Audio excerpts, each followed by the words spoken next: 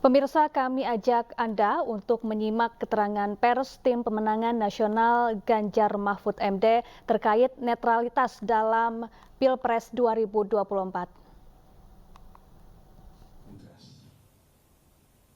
Kalau ada benturan kepentingan dan ada konflik of interest, tidak ada pilihan lain bagi hakim yang bersangkutan untuk mengundurkan diri dari majelis. Itu satu-satunya pilihan. Ketika dia tetap memaksakan diri untuk ikut dalam majelis itu, putusan itu menjadi cacat. Nah, cacat ini ya, sebetulnya sih bisa disebut bukan semata-mata pelanggaran etika, tapi juga pelanggaran hukum. Nah, undang-undang itu memberikan ya, jalan keluar, yaitu memberhentikan yang bersangkutan antara lain karena melanggar sumpah dan juga melakukan perbuatan tercela. Kalau saudara Jimli Asidiki mengatakan sudah terbukti, saya kira sanksi yang harus dijatuhkan adalah memberhentikan secara tidak hormat Ketua MK Anwar Usman. Ini yang mesti dilakukan. Saya tidak mendahului hakim melalui MK, tapi dalam logika hukum yang saya yakini, sanksi yang tepat bisa dilakukan. Tidak bisa tidak. Ya. Nah, pertanyaannya apakah mungkin, Bang Todo? Ya, apakah mungkin kita tunggu besok? Ya, karena kita bukan anggota dari MK, tapi kita lihat saja besok apa yang akan diputuskan. Karena statement dari Ketua MK itu sudah mengatakan secara to the point, sudah ada pelanggaran etika. Nah, berapa berat pelanggaran etika itu? Apakah sanksinya akan peringatan? Apakah akan peringatan tertulis? Atau pemberhentian tidak dengan hormat? Ya, kita lihat saja, tapi yang saya ingin katakan adalah apa yang dirusak oleh putusan nomor 90 yang konon katanya tidak bisa diubah karena dia mengikat final and binding. Menurut saya ini sudah merusak tatanan kehidupan kita bernegara. Kalau tatanan kehidupan kita bernegara sudah dirusak oleh putusan semacam ini dan kita membiarkan itu, kita bersikap permisif terhadap itu, ya ini akan menjadi presiden yang sangat buruk, ya. Presiden yang akan bisa diulangi pada kesempatan berikutnya.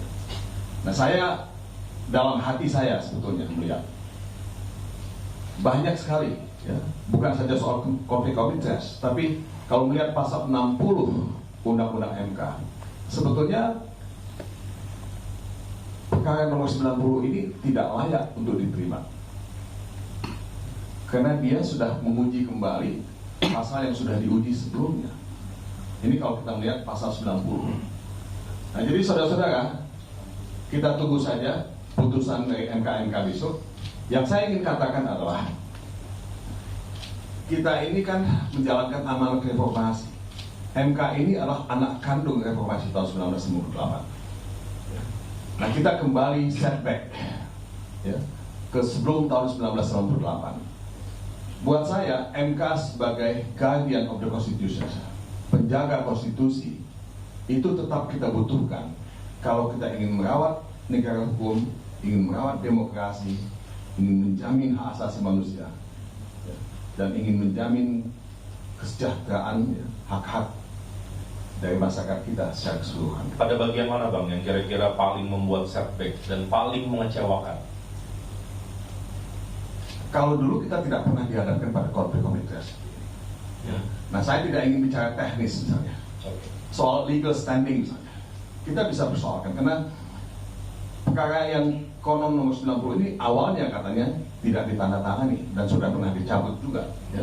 Nah, ini sendiri menimbulkan banyak sekali pertanyaan walaupun saya membaca itu sudah ditandatangani. Ini banyak hal yang semacam ini yang bisa kita persoalkan. Ya.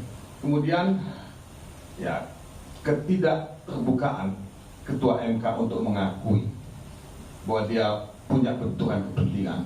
Nah, ini satu pelanggaran yang sangat serius. sangat fundamental. Ya. Jadi menurut saya banyak hal-hal yang kita bisa ungkapkan dalam hal ini. Ya. Kemudian soal dia sakit atau tidak sakit, ini juga akan muncul dalam pemberitaan. Kalau dia sakit, tiba-tiba dalam PK90 dia tidak sakit. So what's going on? What's wrong? Ya. Nah ini pertanyaan-pertanyaan yang saya kira kita bisa bahas lebih lanjut. Ya. Nah saya tahu bahwa ada teman-teman ya, yang mengajukan uji material untuk putusan nomor 90 ini, yaitu saudara Denny Indrayana dan saudara Zainal Arifin Mohtar. Nah saya nggak tahu nasibnya seperti apa, tapi ini bukan tanpa presiden gitu, karena ini sudah pernah dilakukan sebelumnya. Jadi kalau misalnya ingin membatalkan putusan nomor 90, itu bisa berkaca kepada apa yang sudah dilakukan sebelumnya, dan saudara Zainal Arifin Mohtar dan Denny Indrayana, ya kita lihat saja apakah isi uji material yang mereka lakukan itu akan dikabulkan, karena MK itu pada prinsipnya bertindak sebagai negative legislators. Jadi dia hanya bisa membatalkan, ya, menyatakan bertentangan dengan konstitusi, pasal atau undang-undang ya, yang diuji. Dia tidak bisa menjadi positive legislators, membuat norma baru. Nah, putusan nomor 90 itu membuat norma baru. Jadi menurut saya ada alasan untuk melakukan pengujian, ya, untuk membatalkan. Apakah keberanian hukum hakim-hakim MK itu akan ada atau tidak dalam menghadapi situasi semacam ini? Bang, sedikit Bang, ini kan berkembang di diskusi publik. Apakah MK itu bisa menganulir putusan nomor 90? Itu satu hal. Yang kedua, atau putusan ini bisa dianulir atau bisa digugat lagi melalui JR yang dilakukan Mas Zainal dan Bang Denny Indrayana? Atau gimana posisinya yang menurut Abang lebih tepat? Pandangan yang konservatif mengatakan tidak mungkin ada pengujian terhadap putusan yang sudah dibuat. Tapi saya tidak setuju dengan pandangan konservatif semacam ini.